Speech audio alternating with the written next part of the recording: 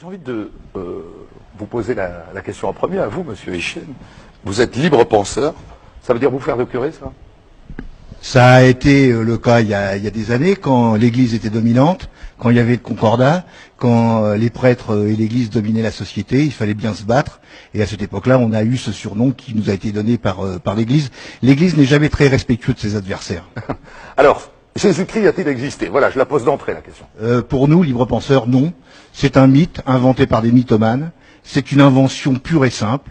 On n'a aucune trace de l'existence de Jésus, contrairement à ce que disent ces turifères.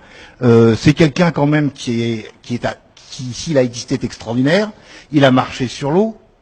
Il a guéri des morts, il a fait la résurrection des morts, il a changé l'eau en vin, il a multiplié les pains, il a chassé les marchands du temple, il a fait toute une série de choses. Or, bizarrement, il n'y a aucune trace de son existence dans aucun des écrits de cette époque. Et les seules traces qu'on a de l'existence du Christ, de Jésus-Christ, c'est en fait des interpolations, des textes qui ont été falsifiés, interpolés, c'est-à-dire écartelés, la plus célèbre étant celle de Flavius Joseph, que Voltaire, déjà dans son dictionnaire philosophique, disait que c'était une farce énorme.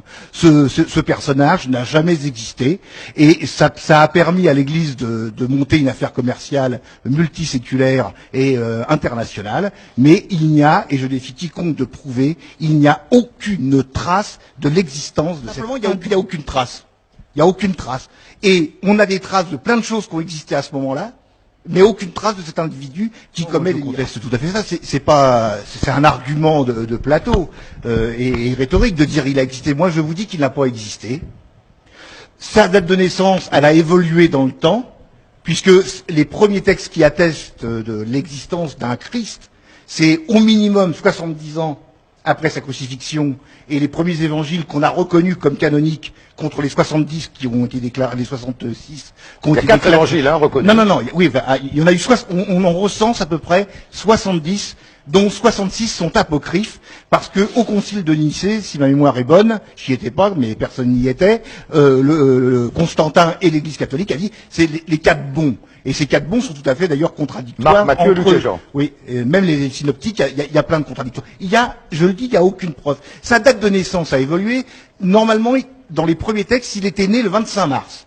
Ensuite, on l'a fait coïncider avec le 21 décembre pour que ça corresponde au solstice d'hiver, pour essayer de reprendre la religion païenne. Et Mitra, et on l'a mis au 25 parce qu'il y a eu un déplacement de calendrier. Je dis à M. Vallée, je veux bien entendre ce qu'il dit, qu'il donne ses preuves. Il n'y a aucune preuve. Tacite, ça a été démontré par les exégètes rationalistes. Tacite, c'est donc un philosophe, c'est un historien. Un historien. Ça a été démontré par les exégètes rationalistes, et même les exégètes catholiques reconnaissent que c'est un faux. Donc de ce point de vue-là, il faut donner un certain nombre de preuves. Si vous me permettez juste un mot, ouais. Parce que je veux pas qu'on me coupe et je veux pas qu'on me coupe. L'argument, mais si Jésus n'avait pas existé, il n'y aurait pas le christianisme, et il n'y aurait pas. C'est un argument qui est un peu tendancieux. On connaît tout sur la Laponie. On connaît tout sur l'élevage des rennes. On connaît tout sur la fabrique des jouets. C'est évident, le Père Noël a existé. S'il vous plaît, je voudrais terminer.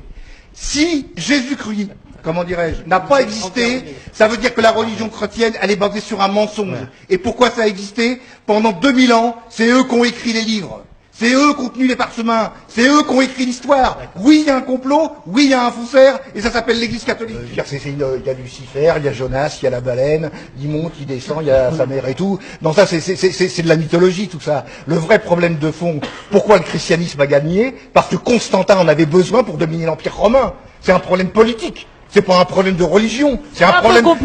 Non, c'est pas complotiste.